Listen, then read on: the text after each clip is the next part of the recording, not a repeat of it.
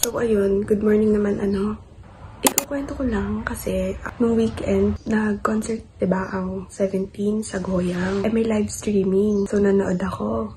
Tapos, nung day 1, syempre wala akong ka-idea kung ano bang ipe-perform nila, diba? Tapos, Diyos yung mga setlist nila, oh my God.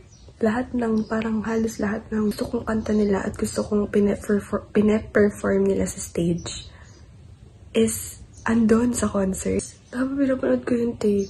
Oh my God! Hindi ko alam. Halo-halo na yung emosyon ko. Kinikilig ako, naiiyak ako. Hinahanap ko si Jojo at si Jonghan kahit alam ko naman kung nasan sila. Tapos nalaman ko pa na yung dalawang concert na yun, umattend si Jonghan. Natutuwa lang ako dun sa mga sinasabi nila during ment nila na yung assurance sinasabi nila na huwag kayong malungkot, ba't kayo nalulungkot? Normal lang naman na gawin nila yung, alam mo yun, mag-military, yung ganyan, na ina-assure nila yung Karats na babalik kami as OT13 sa stage, okay? Parang sinasabi nila na kaya masyadong OA. Lalo na ni Mingyu na sobrang, alam mo yun, nakakababa ng bigat sa loob. Kasi nga syempre, hindi pa maiwasan mamiss sila ng buo. Naibsan yung bigat sa loob ko, yung pagka-miss ko sa kay Jonghan tsaka kay Jun. Hindi daw kami malungkot, na parang wag kaming ma-feel bad na hindi sila kompleto. Kasi parang ang dating sa kanila nun, ang uncomfortable na. So sabi ko, tapos salita ako, okay, sorry, hindi na nga eh. Ganun ako. As a OA card at feeling ko kausap nila ako through screen. Yun nga, umiiyak ako. Yung part pa ni Jonghan, bago nilang kanta na Candy. Si Bading, ang sweet-sweet ng kanta. Umiiyak. Para ka naman baliw. Ang galing nga eh, kasi pinakilig ka muna ng water, pinaindak ka muna ng rain, tapos pinaiyak ka ng Candy. Napakagaling, di ba? Yung iyak ko nung day 1, iyak yun kasi proud ako sa kanila, happy ako na masaya sila, happy ako na nakapag-perform na ulit sila, happy ako na nakita nila ulit yung Karats. Yun yung ganun yung iyak ko. Ayun lang naman ang chika ko. Kita niyo pawis ako kasi init na ako. Tinitiis ko lang para lang makapag-feel.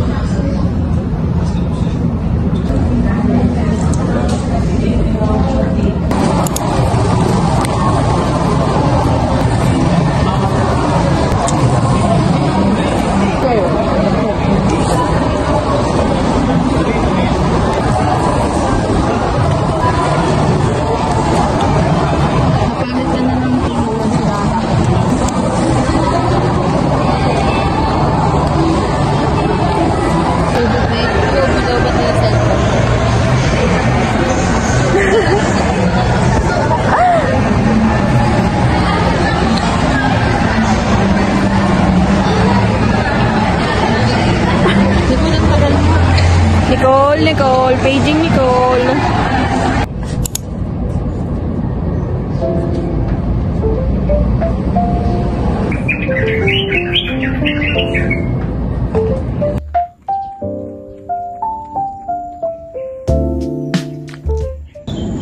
Guys, hindi ko alam pero ina-atake yata ako ng allergy. Nakangati yung sobrang legs ko.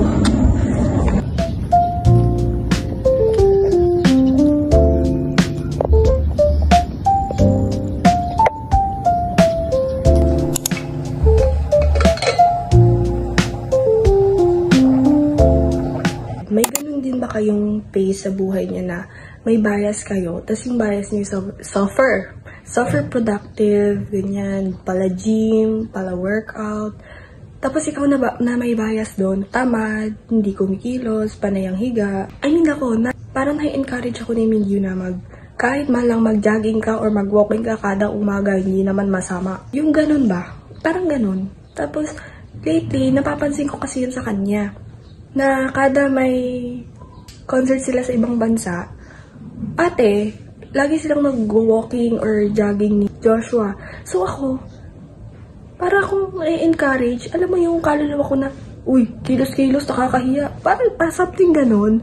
Kasi, isipin mo ha, yung K-pop idol na sobrang dami ng schedule, nakukuha pa rin isingit yung mag-exercise, mag-workout, mag-jogging, mag-walking. Tapos ako, na halos magwa 1 week nang walang pasok, oo, nakahiga lang, nanonood lang ng K-drama, nagtatantrum sa buhay.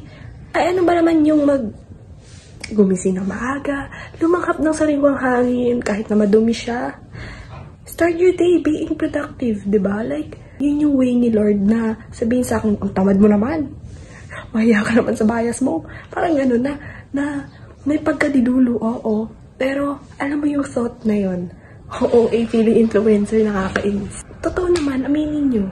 Like, parang na-encourage kang gawin yung mga bagay na hindi mo nagagawa pag ginagawa ng isang taong gusto mo. Didulo talaga. I mean, thankful ako na tama yung inistan ko.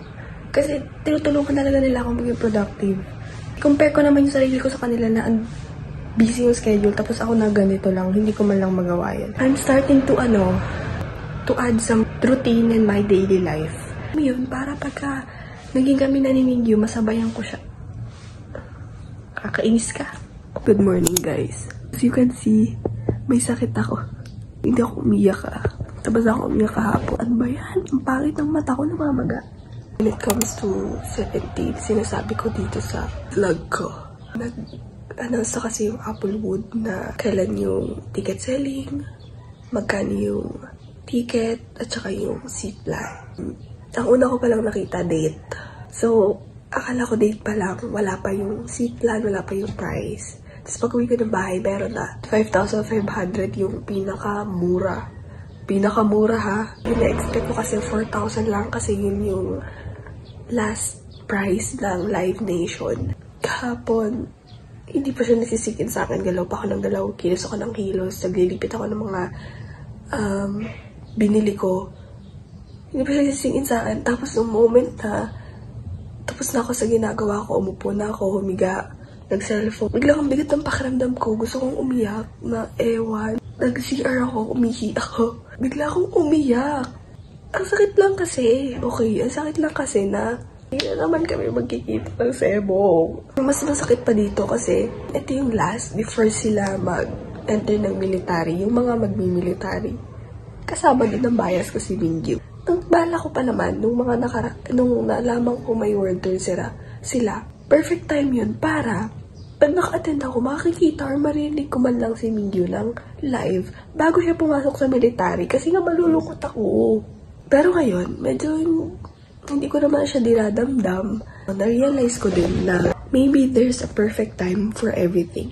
Maybe may perfect time para sa akin, may perfect seat, may perfect place ng concert kung saan ako makaka-attend. Tapos, natural lang din na malungkot kapag magme-military na yung iba.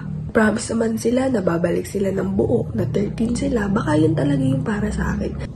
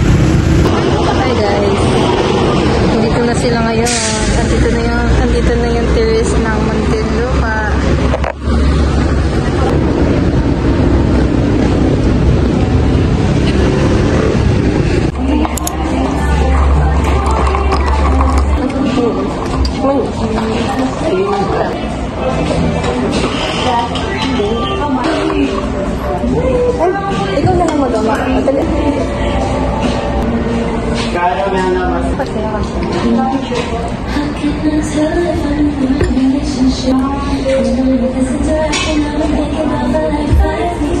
Thank you po.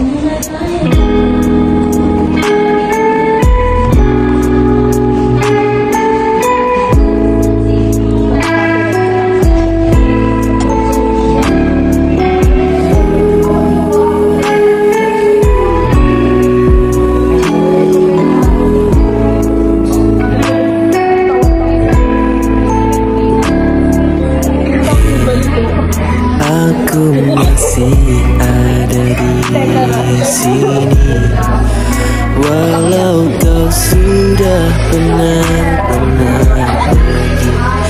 Kau tetap. Hindi ko ano.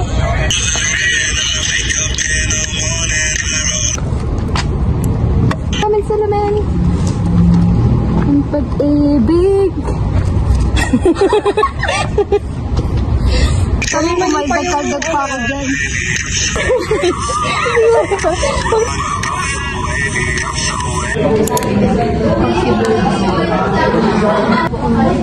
Hindi dapat nagtanong ka sa doktor. Dito na isa. Pupunta. Dito.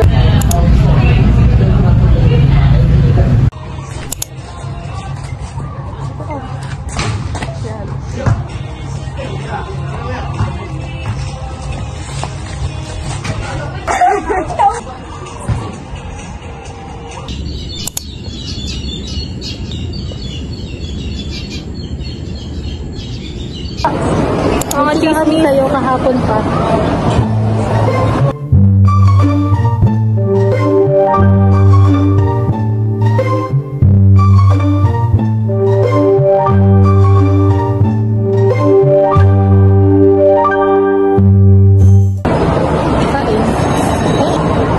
Sabi ko kasi ni mama sa bahay, nagawan.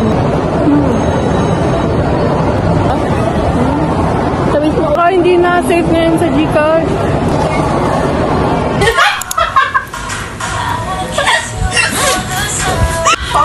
Si Arman sabihin niya no 10,000 lahat na.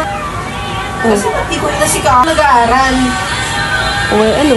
Hindi ko siya din Deserve. dapat ay! Aray! Yung English ko! Sinigol nga kanina eh.